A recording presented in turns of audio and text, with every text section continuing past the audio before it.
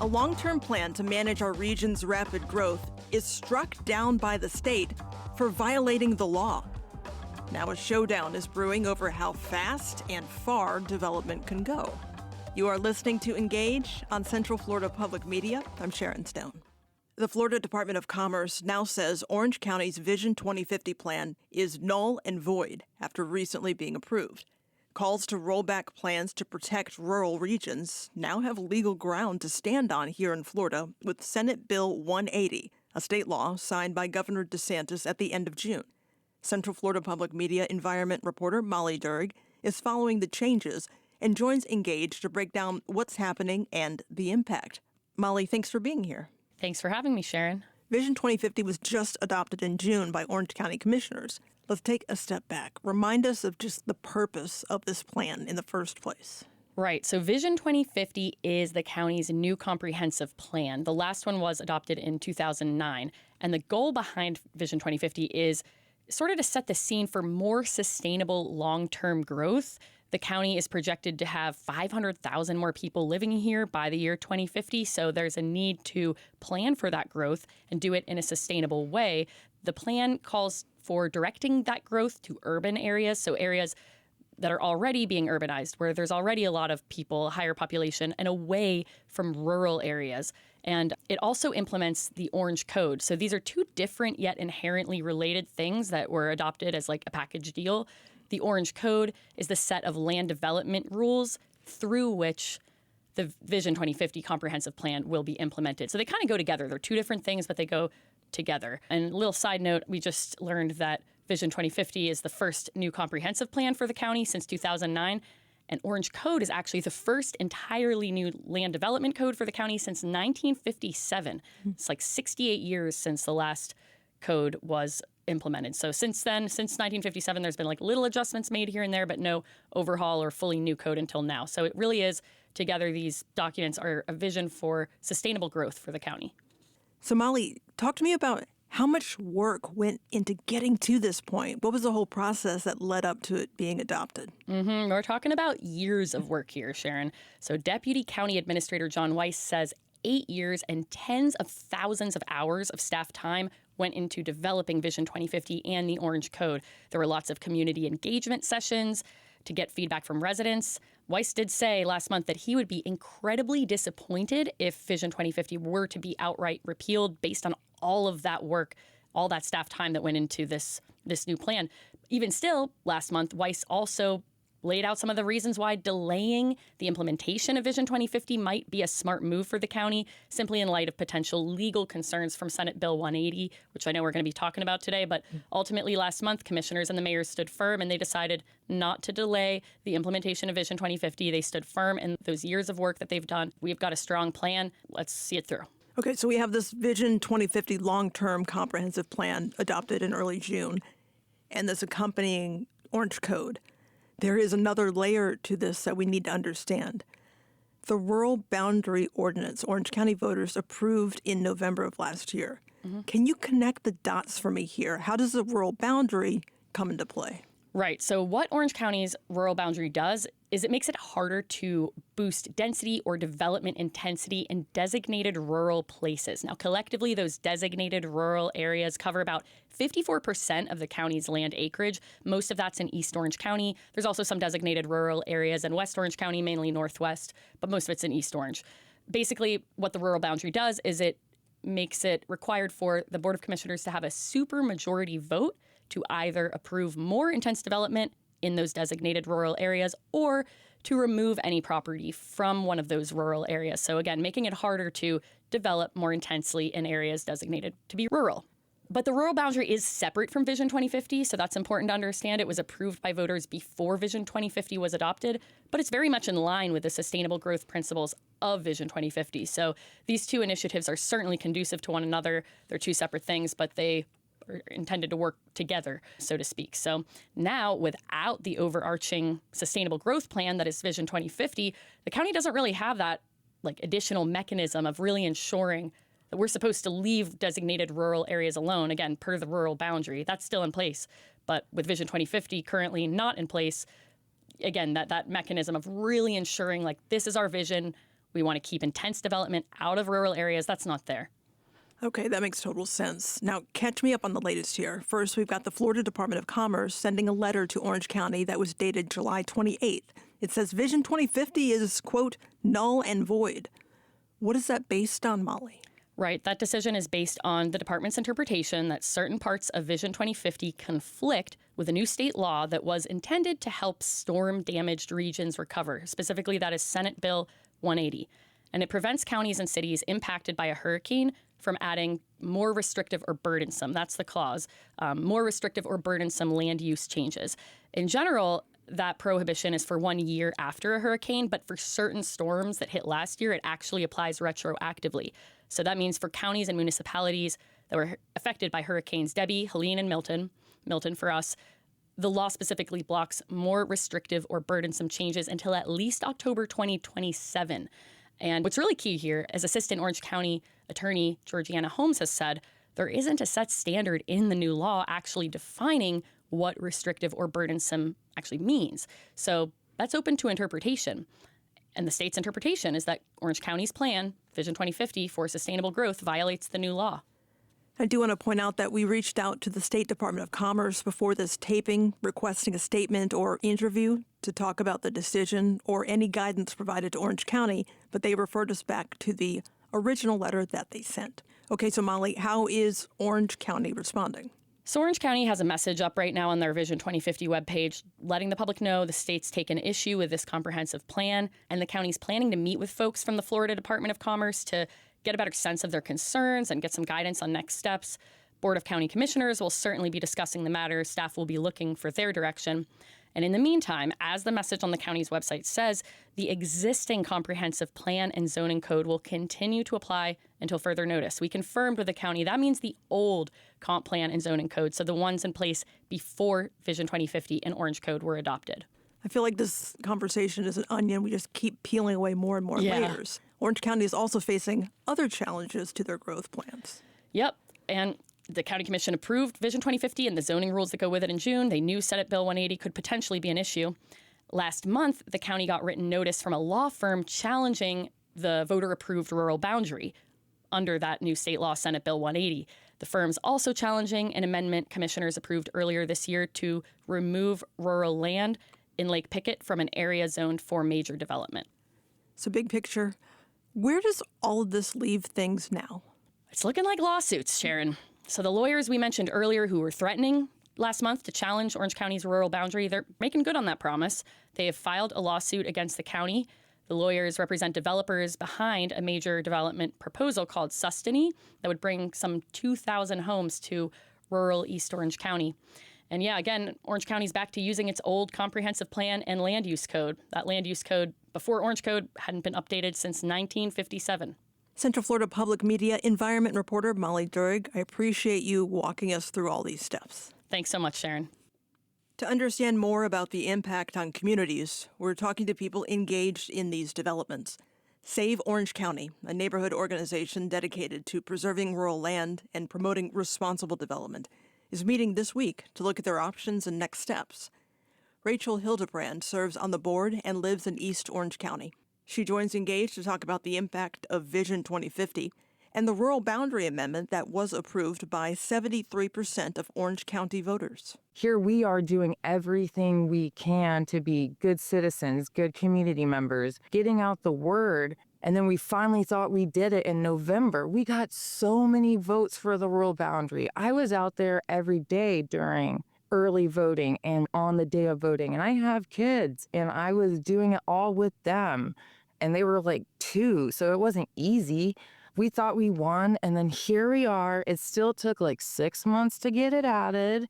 And then right after it does, we get sued. And then SB 180 like somehow just sneaks under the radar. We thought we won the legislative cycle in the state, and then that got snuck in. And then now it's just like, my gosh, it's just showing the true colors of what's happening.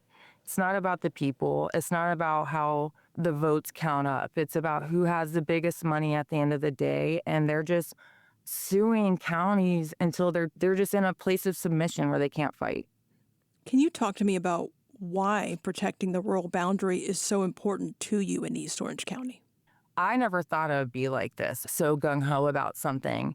And then finally I moved out here and we got a house and I was like, oh my God, I love this house. And then I started hearing just stories of community members of what's going on out here. And I feel like the mama bear instinct came out where you're like, you're not going to take my den. I'm going to protect it. So selfishly, that kind of became how I really got into it. And I'm just very passionate about just, we can all coexist with wildlife. And you don't need these ugly homes without trees. What do you wish people listening to us better understood about why it matters? Like, what are your primary concerns with Vision 2050 being voided? Being completely voided is just, if you want to talk about waste of money, like that's a waste of years of putting that together. And there was so much time and effort. And there was parts of it that I was like, I didn't totally agree about. But the foundation it was going to lay was really going to help us think about sustainable growth and how we grow for not just being short-sighted, we need to get this development up now, but for the future, for our children, for future generations. And it really just stinks that something at the state level can just make it just disappear like that.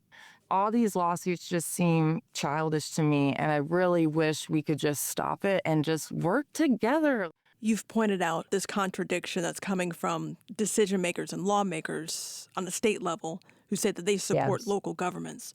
What would you say to those decision makers coming in? How does this support local government?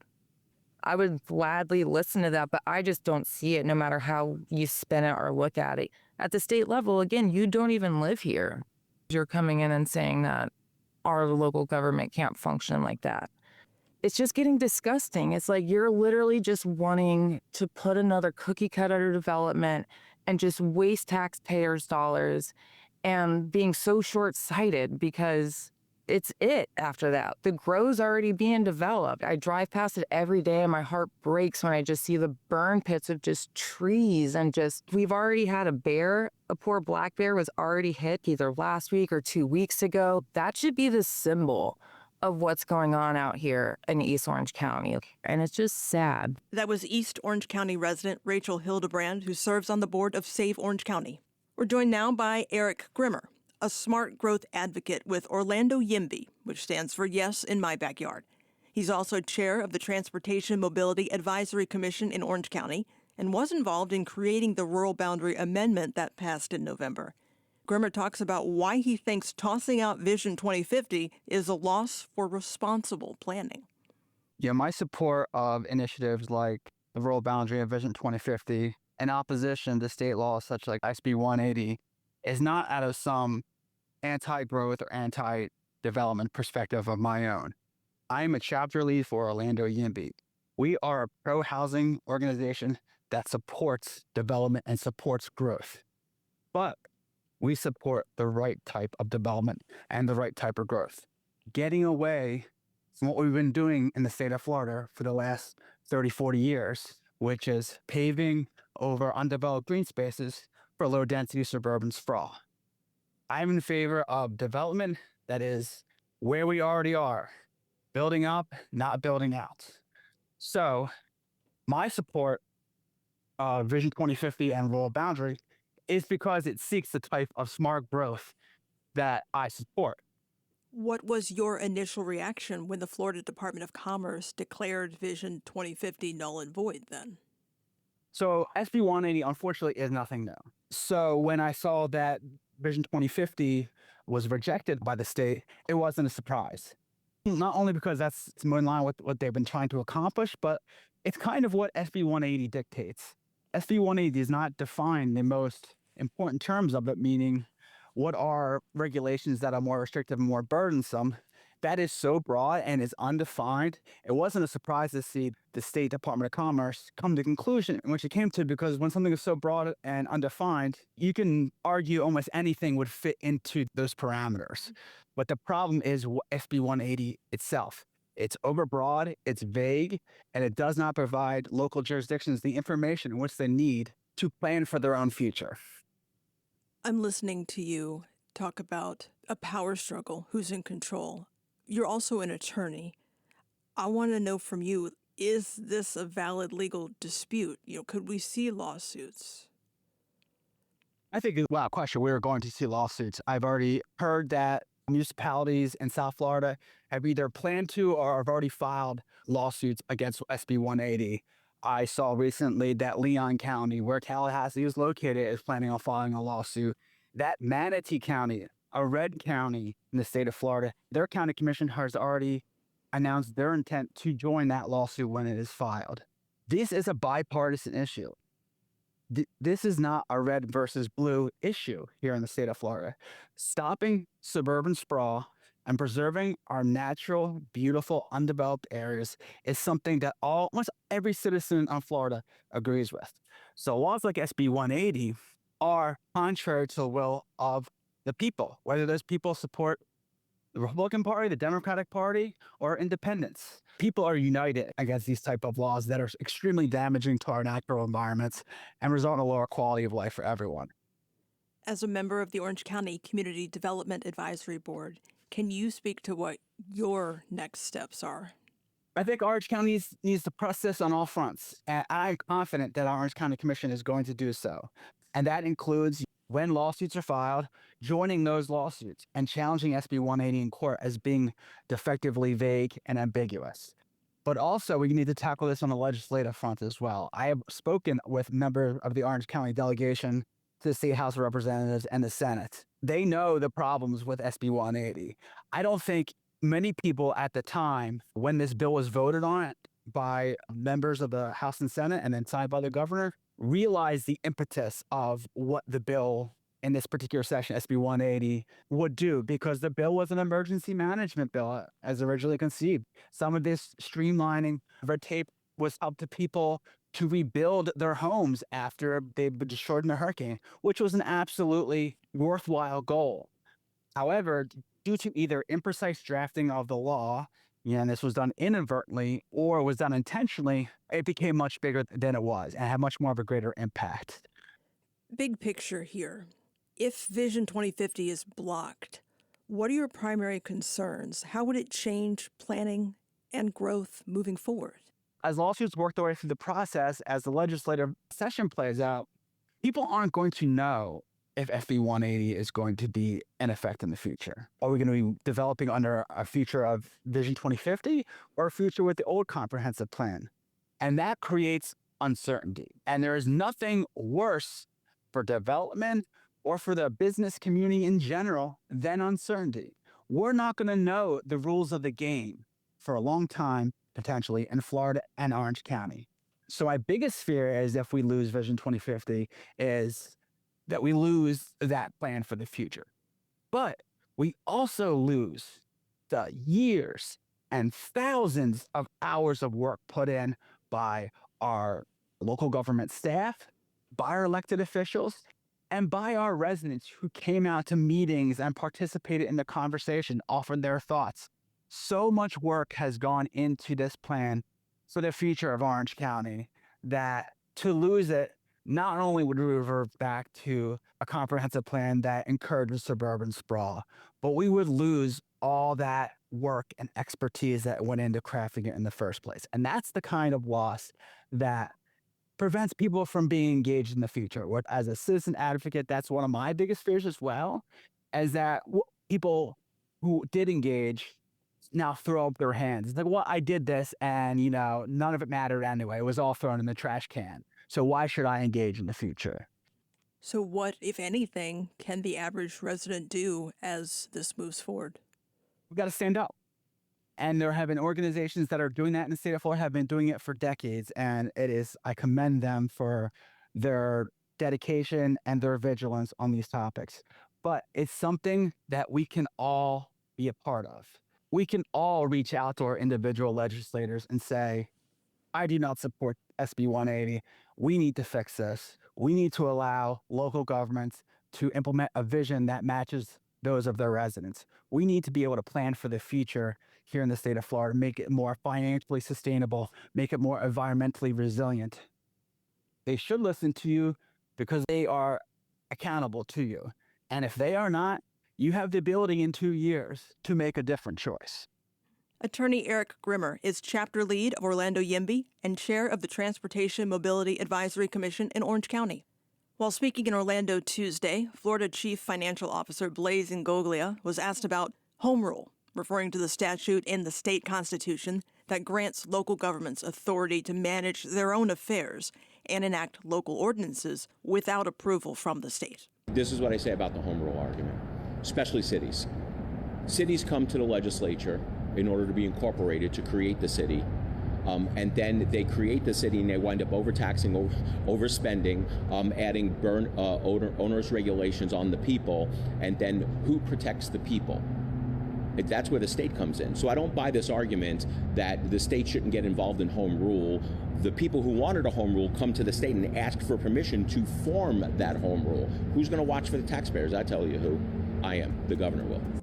Share your thoughts with us about how growth and planning should be approached. Do you agree with the state's decision declaring Vision 2050 null and void? Should Orange County push back? Send an email to engage@cfpublic.org or send us a talkback on the free Central Florida Public Media app. Coming up, the legacy of segregated public pools remains with us in a big way. You feel like you're alone all the time. Nobody addresses that. Even when I was a lifeguard, I was the only Black lifeguard. Black children are more likely to drown than white children. How a local swim instructor is committing to breaking that cycle.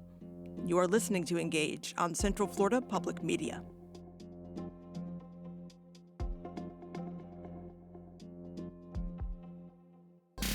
There's a lot going on in space, from efforts to land astronauts on the moon and liftoff of Artemis 1 to answering the age-old question, are we alone in the universe? Wouldn't you want to know if there was life on another planet? Are we there yet? Explores space exploration every Tuesday at 6:30 here on Central Florida Public Media.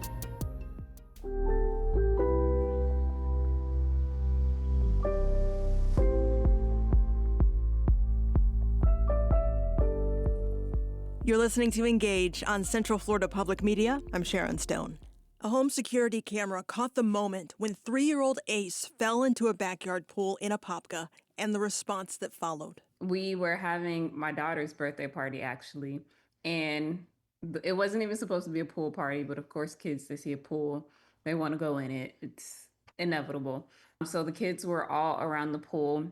So he was just out there because the other kids were there. Like, he wasn't really looking to go in the pool, but he saw the other kids, playing with the water guns, and he wanted to be a part of it. So he was sitting around the pool and fell in trying to fill up the water gun. After falling in, you can see Ace quickly flip and float on his back and start kicking until he reaches the side of the pool.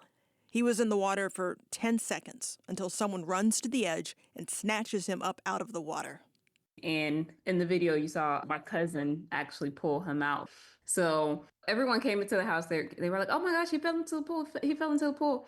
And we were kind of like, okay, he's been working for this moment. He's been training for this moment.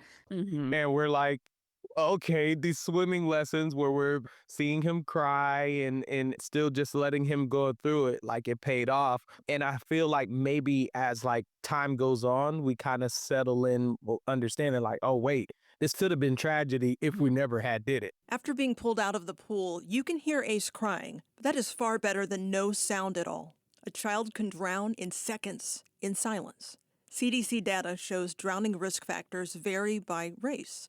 Black children, ages 10 to 14, are more than 7 times likely to drown in swimming pools than white children. What made the difference for Ace were the survival skills he learned from Taylor Walker. Walker is a swim instructor. She's affectionately known as Coach Taylor by her students and their families.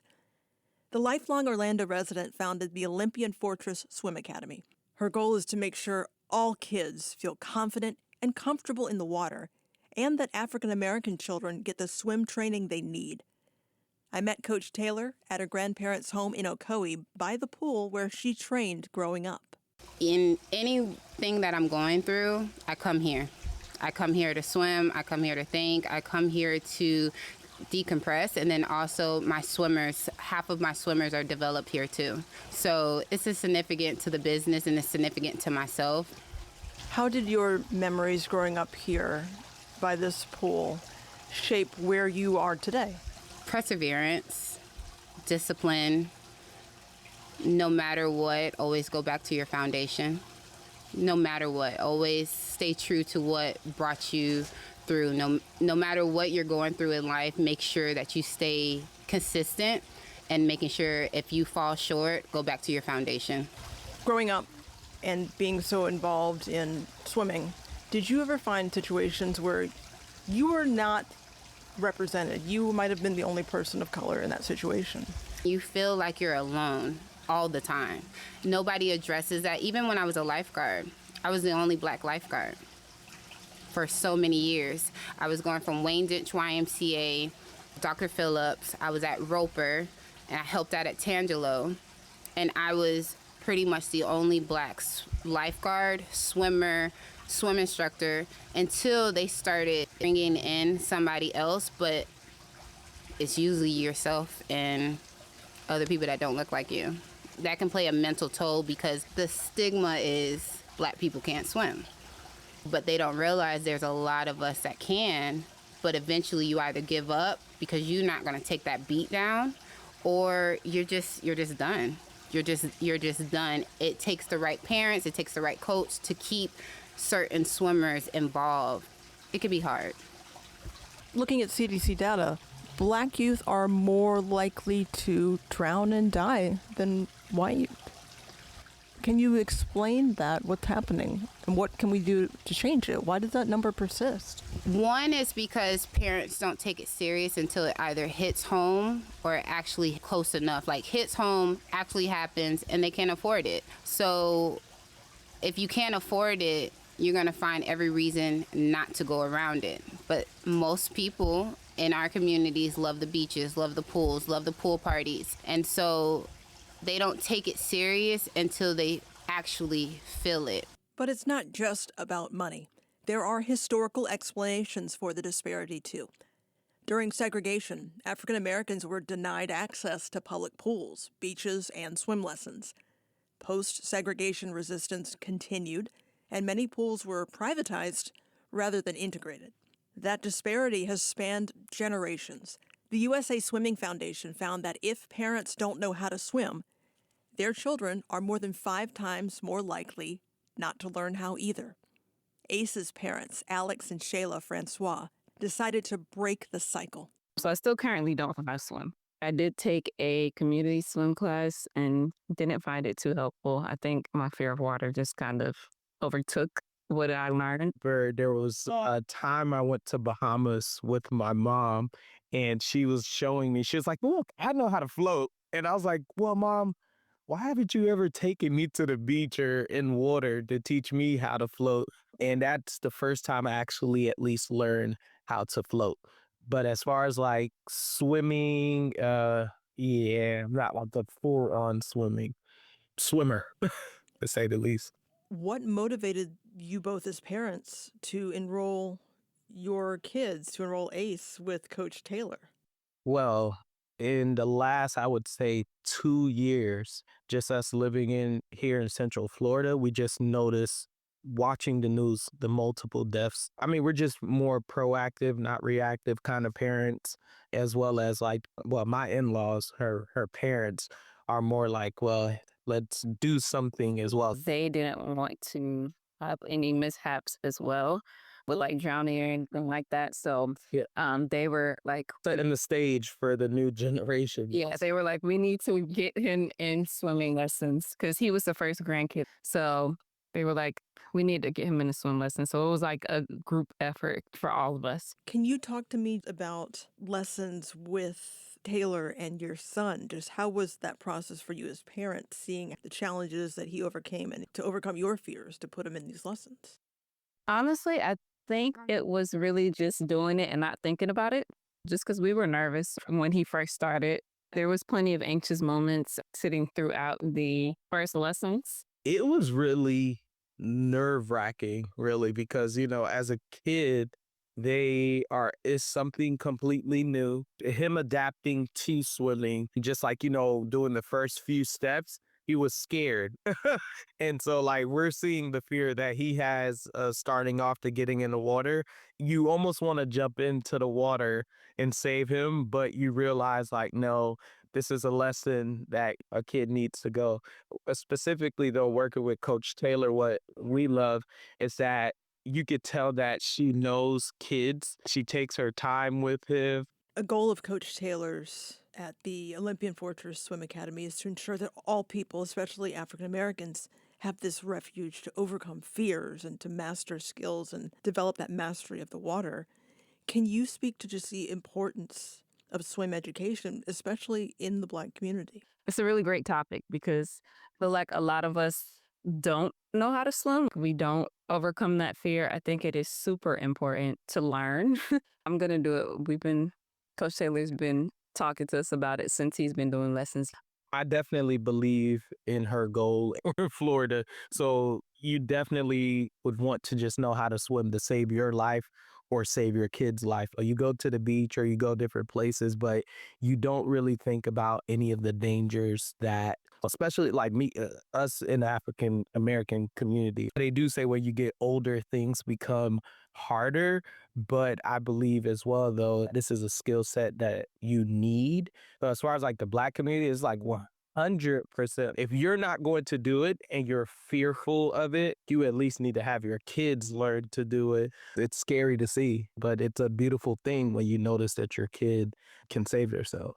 For Coach Taylor, Ace's experience is the reason she does this work.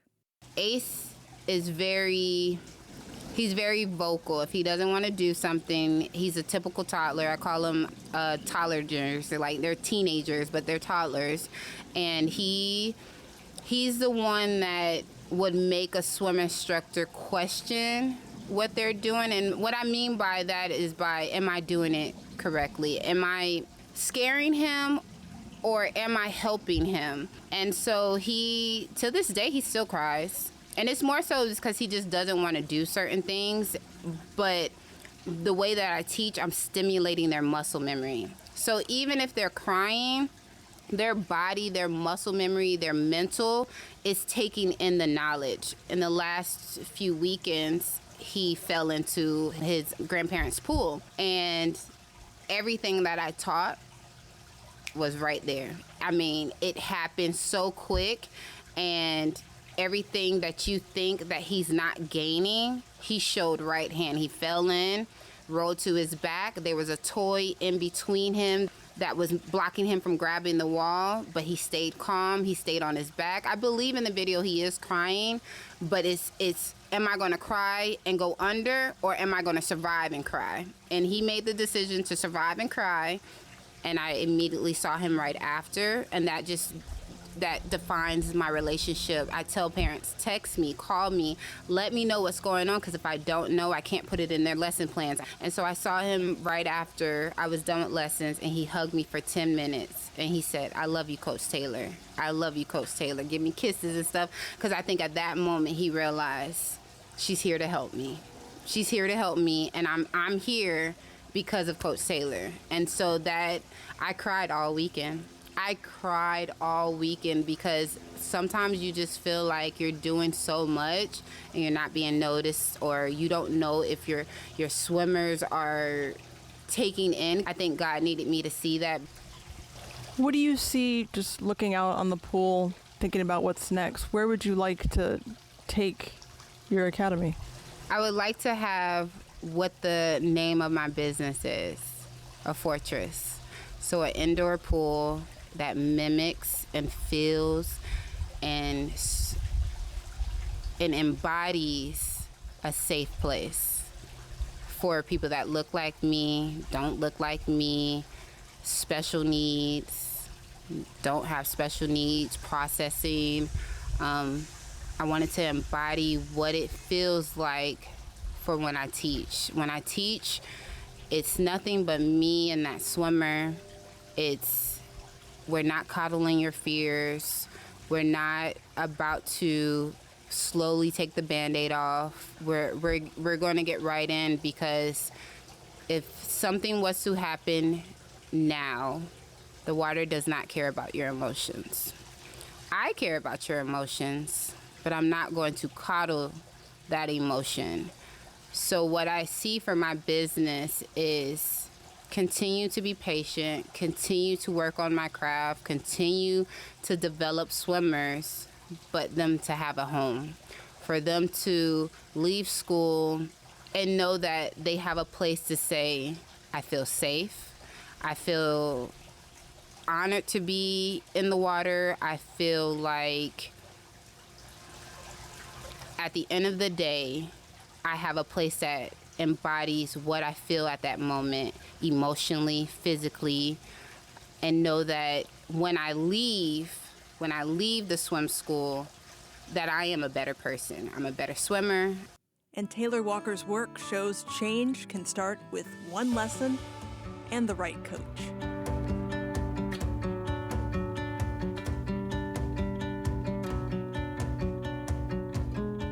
Coming up next on Engage, support from the local punk scene. Honestly, it's one of the main things that has kept me in Central Florida, has been how close-knit and supportive and honestly just full of love the Central Florida punk scene is. And ahead of our Punk for Public Media benefit concert, we're learning more about the region's thriving punk community from those embedded in it. You're listening to Engage on Central Florida Public Media.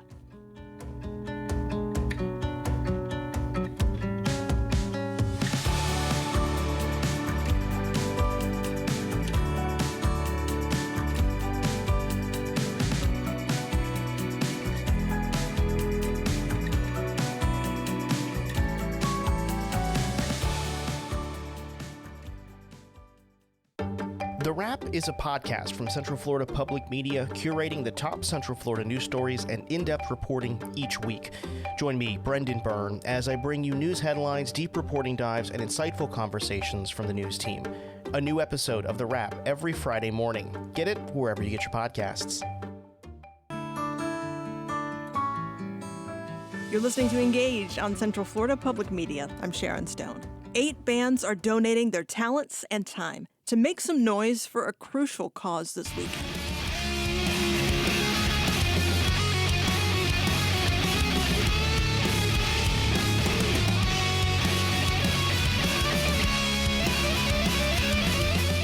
Punk for Public Media, a benefit concert, is this Sunday, August 10th at Will's Pub in Orlando. Money raised from tickets directly supports Central Florida Public Media.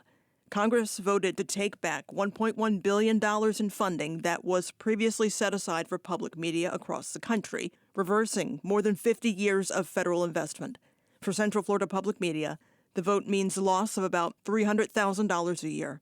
That, along with the abrupt elimination of state funding, we are facing a $400,000 loss in the coming year and years to come. Casey Loffman is one of the promoters for the upcoming benefit concert. Michael Scotto is a musician with Thrall, one of the bands performing this weekend.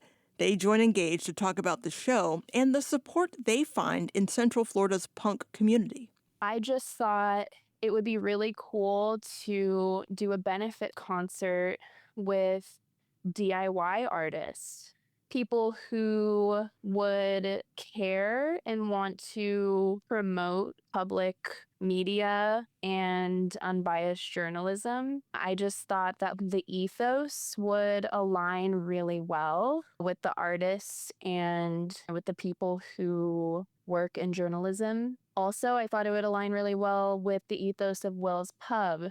It's always been a hub for freedom of expression and alternative culture and that kind of thing. A lot of punk culture and ethos has to do with access to unbiased information.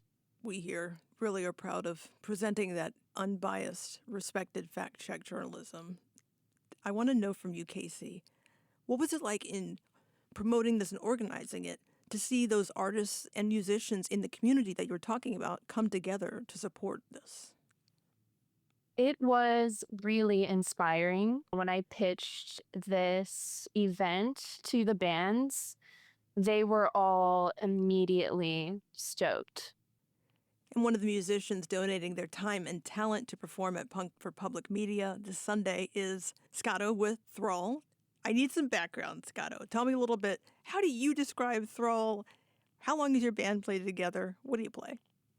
We're a little bit tough to describe. I would describe us as kind of hardcore metal, noise rock, sludge. We're kind of all over the place.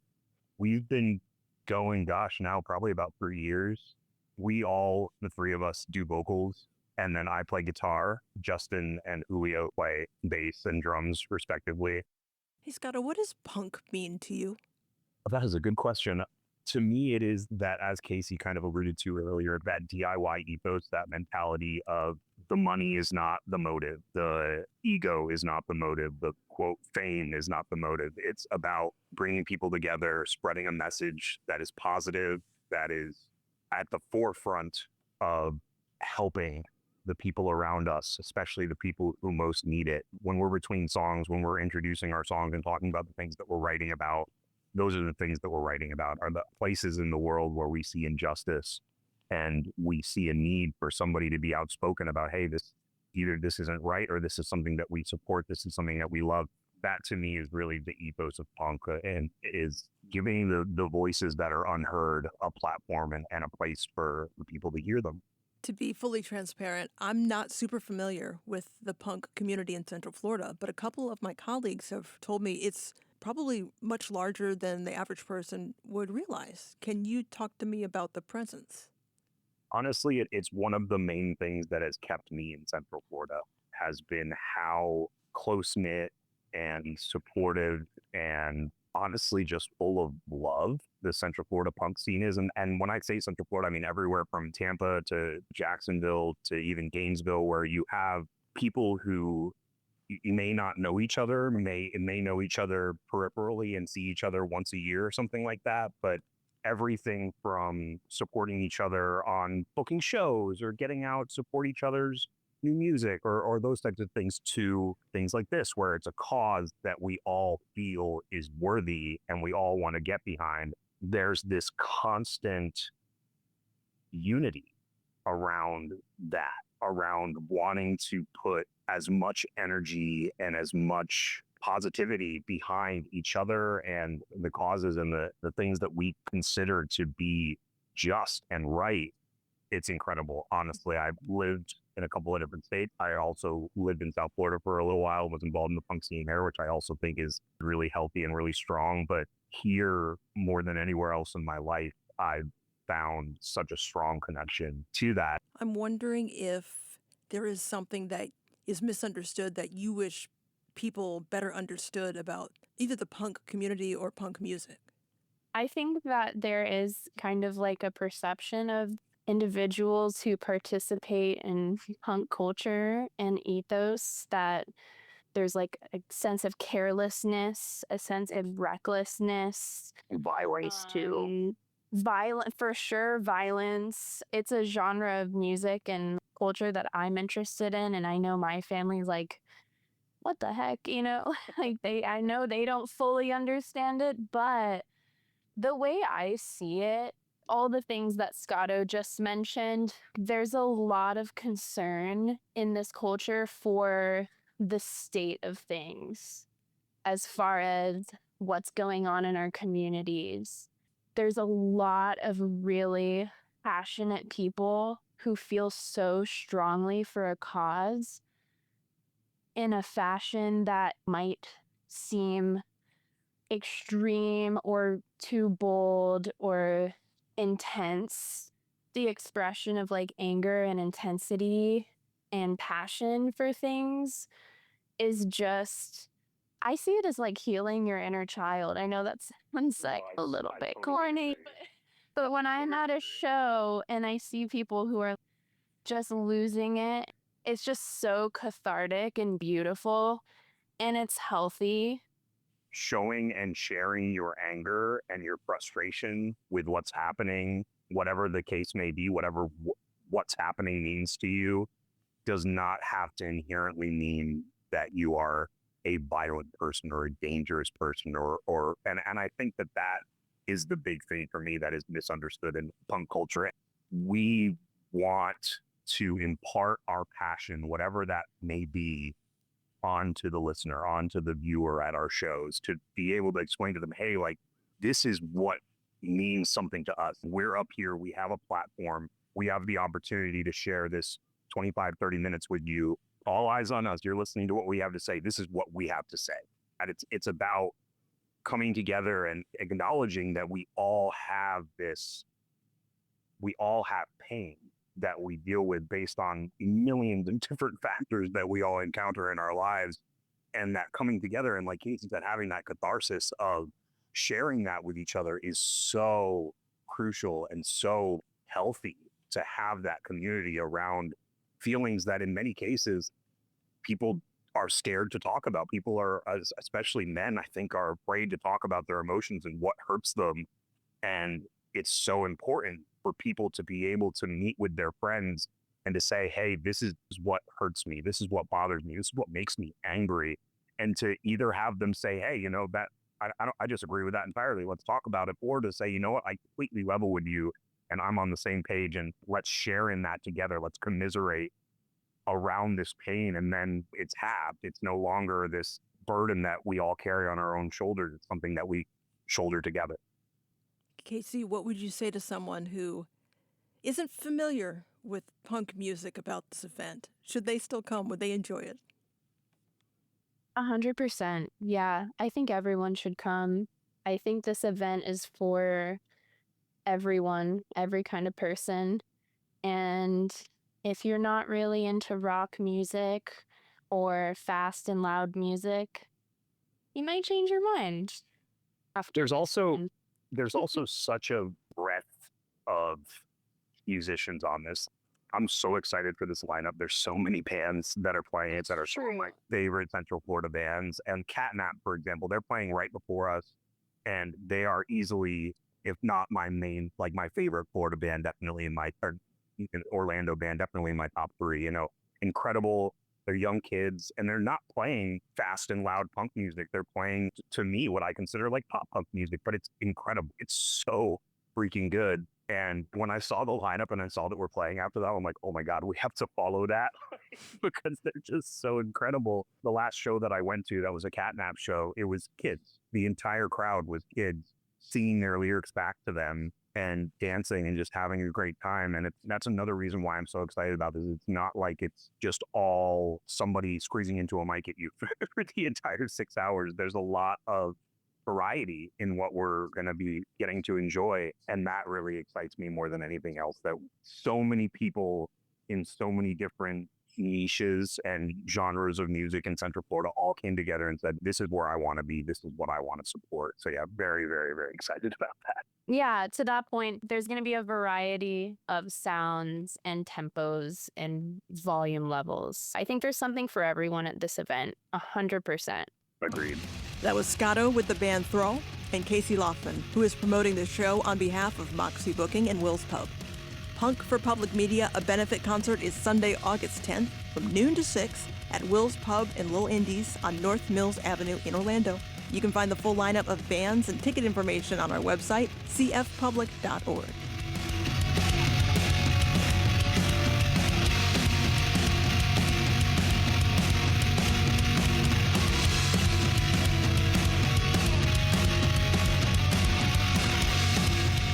We hope to see you there.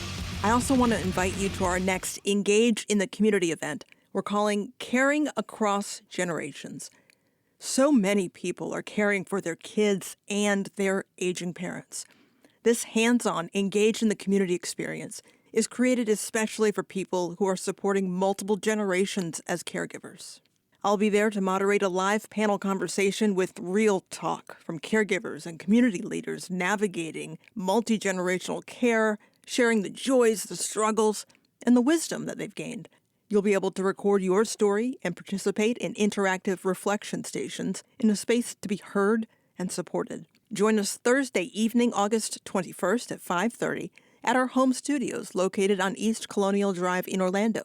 Save your seat for this free event at cfpublic.org/engage.